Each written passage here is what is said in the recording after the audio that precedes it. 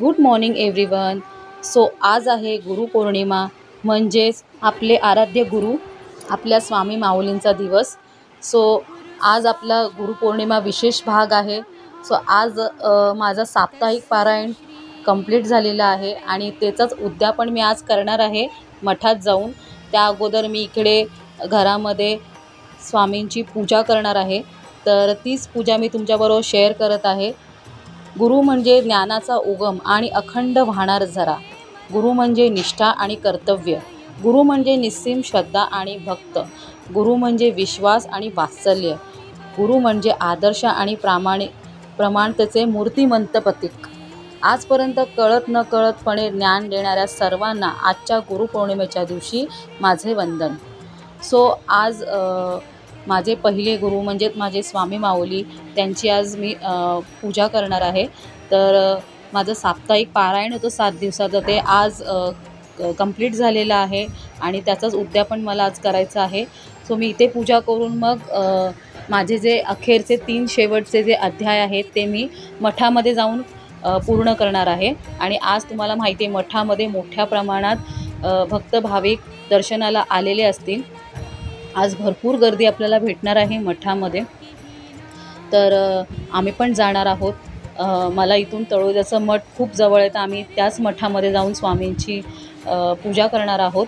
आणि आज एवढा पाऊस आहे बाहेर, तर या पावसामध्ये बाहेर पडायला थोडं भीतीच वाटते, पण मी स्वामी माऊलींवरती सगळं सोडलेलं आहे आणि आज तेच मला माझे अध्याय कंप्लीट करून घेतील.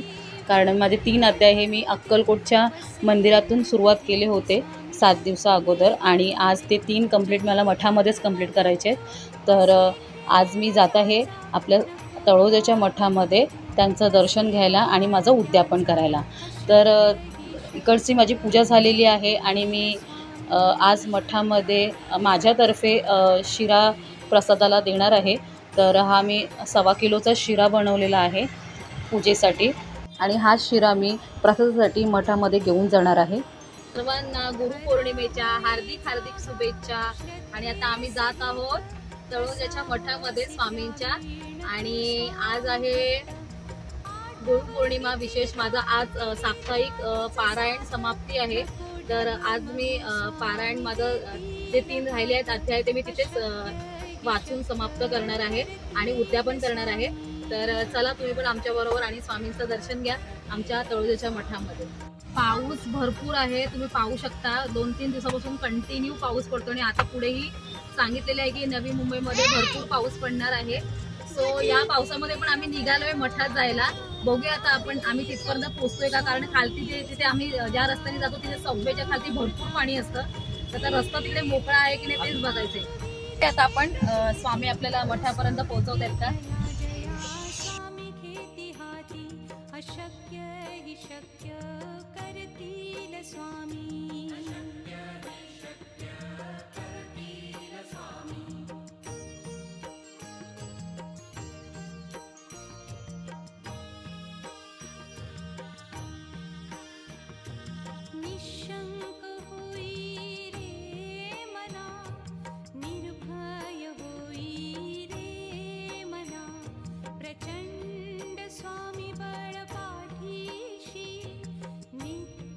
आणि तुम्ही पाहू शकता बघा, आम्ही सबवेच्या खाली आलेलो आहे आणि किती जास्त प्रमाणात पाणी इथे साचलेलं आहे.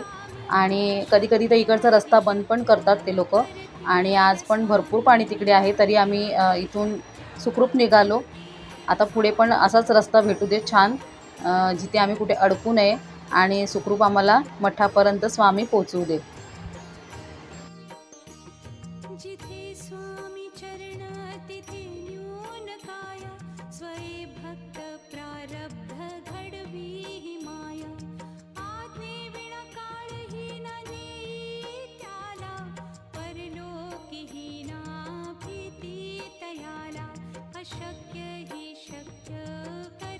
आता आम्ही मठामध्ये पोचलेलो आहे आणि गुरुपौर्णिमेच्या निमित्त मठामध्ये भजन आयोजित केलेलं आहे आणि खूप छान पद्धतीमध्ये इथे भजन सुरू झालेलं आहे.